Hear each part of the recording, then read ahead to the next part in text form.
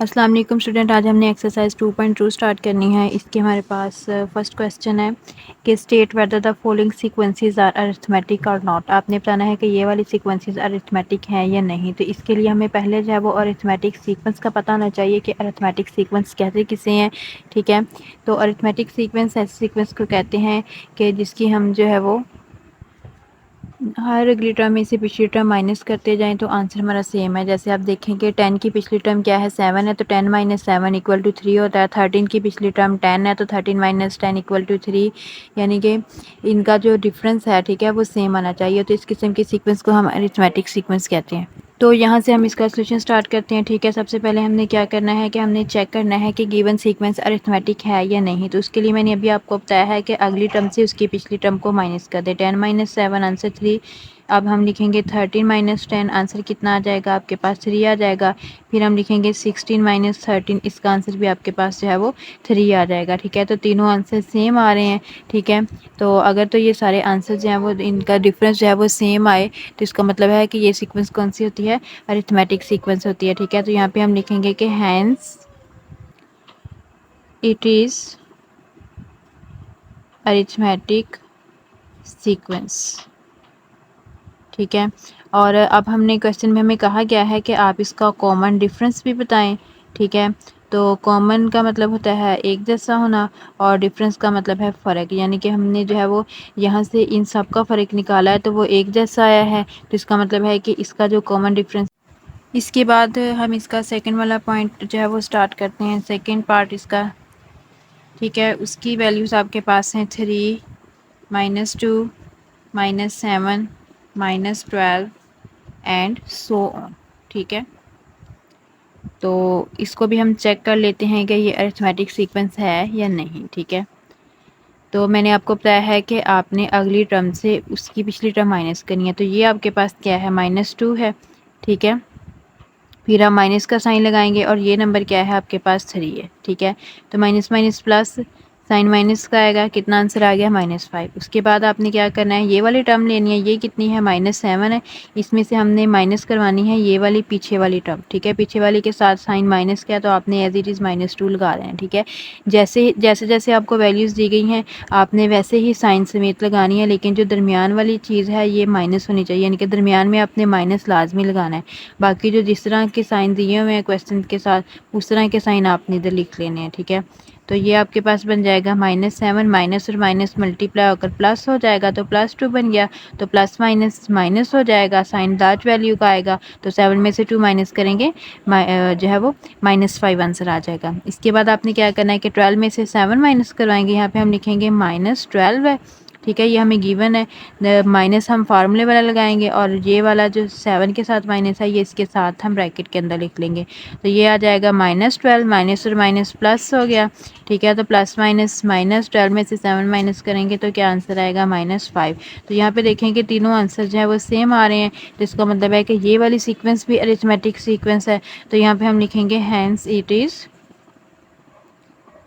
Arithmetic sequence. ठीक है, तो इसका हम कॉमन डिफरेंस भी हमने बताना है। अगर अरिथमेटिक सीक्वेंस होगी तो हम उसका कॉमन डिफरेंस जो है वो लाजमी बताएंगे। ठीक है, इसको आप अकेला डी भी कह सकते हैं या हम इसको शॉर्ट फॉर्म में CD भी लिख सकते हैं। तो हमारा कॉमन डिफरेंस यहाँ पे आ रहा है -5। तो इसके जो नेक्स्ट 2 पार्ट हैं वो सेम इसी तरह हैं। ठीक है, इजी क्वेश्चंस हैं। इसके बाद हमने क्वेश्चन नंबर 2 स्टार्ट करना है। तो इसमें हमें कहा गया है कि the nth term of arithmetic sequence are given, find the arithmetic sequence. ठीक है, आपको अरिथमेटिक सीक्वेंस की nth टर्म दी गई है और आपने सीक्वेंस बतानी है। जैसे आपको ये सीक्वेंस दी हुई है ना, ठीक है, ये आगे जो है वो 100 और यानी आगे से आगे चलती जा रही है। ठीक है, तो इसी तरह की कुछ सीक्वेंस है, उसकी हमें जो लास्ट वाली टर्म है ना, लास्ट टर्म को हम nth टर्म कहते हैं। ठीक है, तो nth टर्म हमें जो है वो उसकी गिवन है। ठीक है, तो उस चीज़ को हमने यूज़ करके जो है वो सीक्वेंस बनानी है। ये सीक्वेंस का मतलब है कि हमें पहली टर्म चाहिए, दूसरी टर्म चाहिए, तीसरी चाहिए एंड सो ऑन। ठीक है, तो हम इसका सोल्यूशन स्टार्ट करते हैं। तो ये हमें nth टर्म गिवन है। ठीक है, हमें सीक्वेंस फाइंड करनी है। तो सीक्वेंस के लिए हमें पता है हमें इसकी पहली टर्म चाहिए, तो फर्स्ट टर्म को हम A1 कहते हैं। ठीक है, इसकी सेकंड टर्म को हम A2 कहते हैं, थर्ड टर्म को थर्ड टर्म को हम A3 कहते हैं, ठीक है, and so on, nth term को हम AN कहते हैं, ठीक है। तो ये जो AN है ना, ये हमें गिवन है, ठीक है। तो अब हमें पहले A1 हमने फाइंड करना है, इसका मतलब है कि हमने n की जगह जो है हमारे पास 1 आना चाहिए।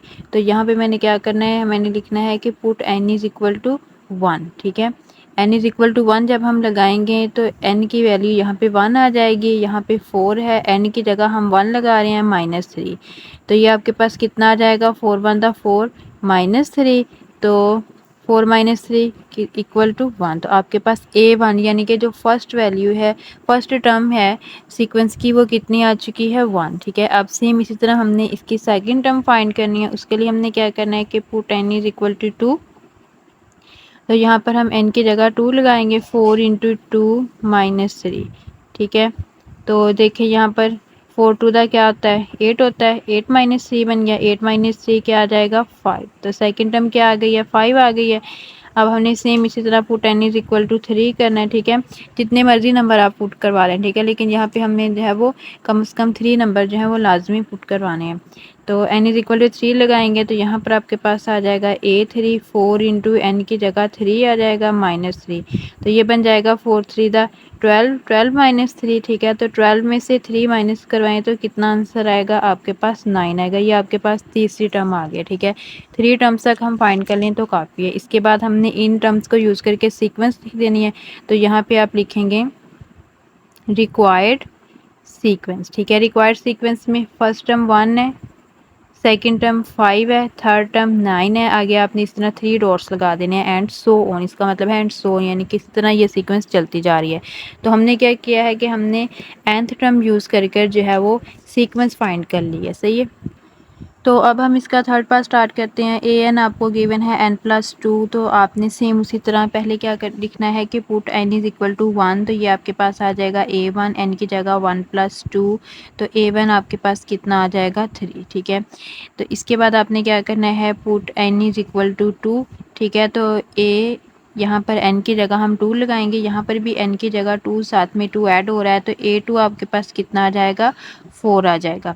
इसके बाद हम लिखेंगे put n is equal to 3, ठीक है। तो आपने n की जगह जो है वो 3 लगाना है, 3 + 2 हो जाएगा, तो a3 इज़ इक्वल टू आपके पास कितना आ जाएगा, 5 आ जाएगा, ठीक है। तो 3 टर्म्स आपको मिल गई हैं, तो आप यहाँ पे फिर सीक्वेंस बना सकते हैं। तो यहाँ पे हम लिखेंगे कि हैंस रिक्वायर्ड सीक्वेंस, ठीक है। हाँ जी, फर्स्ट टर्म 3 थी, दूसरी 4 थी, और थर्ड हमारे पास थी 5, एंड सो ऑन, ठीक है।